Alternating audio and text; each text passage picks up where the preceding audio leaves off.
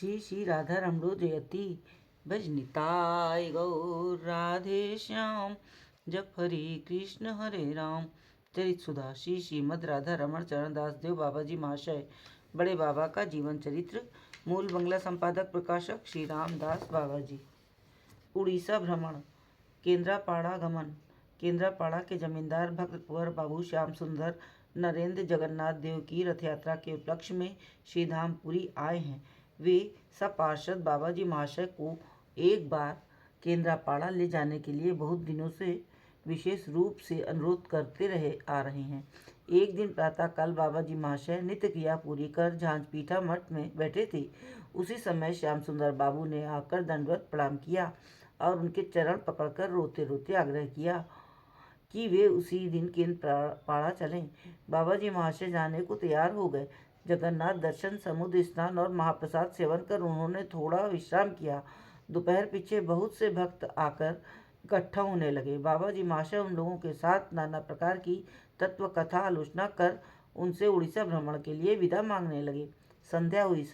राधा कांत देव की आरती के दर्शन किए, उन्हें प्रणाम कर और उनकी सेवा के लिए 2-3 भक्तों को वहां छोड़ आप सब पार्षद नाम करते करते पुरी स्टेशन जा पहुंचे। श्याम सुंदर बाबू ने पहले से ही सारा बंदोबस्त कर रखा था। इन लोगों ने गाड़ी में चढ़ते ही नाम आरंभ कर दिया। रेल कर्मचारियों में से किसी किसी की इच्छा नाम में बाधा देने की हुई भी, पर बाबा जी महाशय को देख किसी ने कुछ नहीं कहा। श्याम सुंदर बाबू ने बाबा जी महाशय और उनके कुछ प्रधान साथियों के लिए इंटर क्लास की टिकट खरीदने की इच्छा प्रकट की।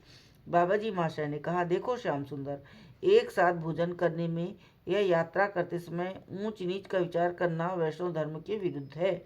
महाप्रभु ने स्वयं आचरण कर जीवों को शिक्षा दी है। उन्होंने यहाँ तक कहा है कि अच्छे अच्छे द्रव्य भक्तों को दो और मुझे दो पंचमेल साग।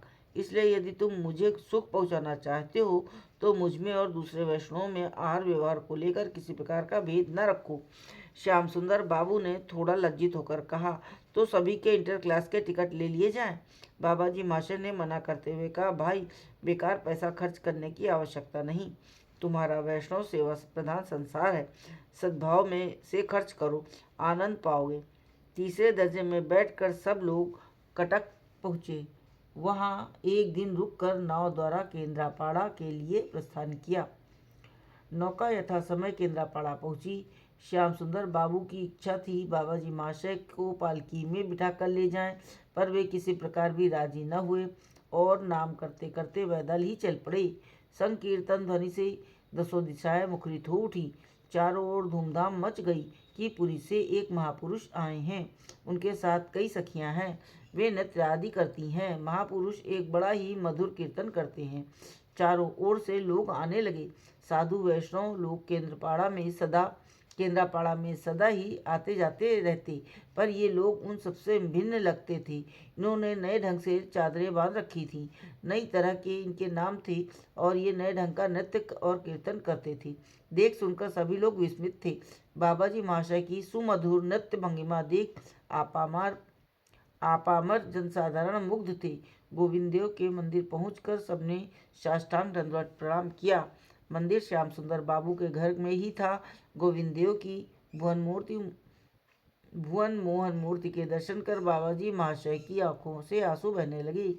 उनका वक्षस्थल भीग गया, सर्वांग पुलकावली से विभूषित हो गया। उनकी अवस्था देख लगता था मानो वे इस राज्य में नहीं हैं। उन्होंने प्रेम विभोर हो भाव गदगद कंठ से गाना आरंभ किया। आहा मरी मरी की रूप माधुरी, नागरी नागर राज, ए तीन भुवने नाहिक तुलना, मदन मोहन साज। आध वरण चिकण कालिया, आध कनक कांति, नव जलधरे जनु सौदामिनी, मिलल कातेक भांति। आध शिरे शोहे मयूर मुकुट, ईशत वामिते हेला, आध शिरे वेणी जनु भुजंगिनी, मयूर सहिते मेला।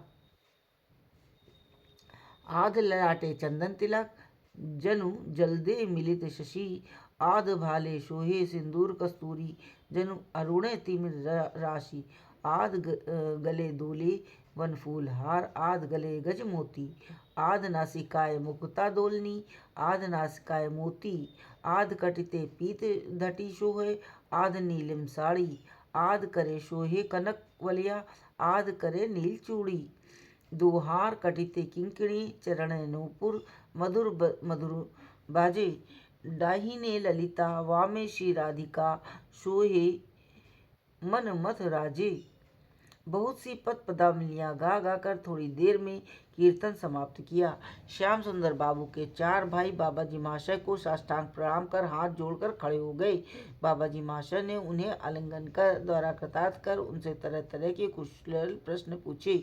उन्होंने अत्यंत विनय के साथ प्रश्नों के उत्तर दिए। गोविंद देव के झूले वाले कमरे में इन लोगों के रहने का बंदोबस्त कर दिया गया। बाबा जी महाशय अपने साथियों की सहित विश्राम कर रहे थे। उसी समय गोविंद जी की आरती का घंटा बजा। सबने आरती के दर्शन किए और कीर्तन आरंभ किया। इधर गोविंद देव के भोग की तैयारी होने लगी। सभी ने परमानंद पूर्वक गोविंद जी का महाप्रसाद पाकर रात्रि के लगभग 1 बजे विश्राम किया। जय जय बड़े बाबा की।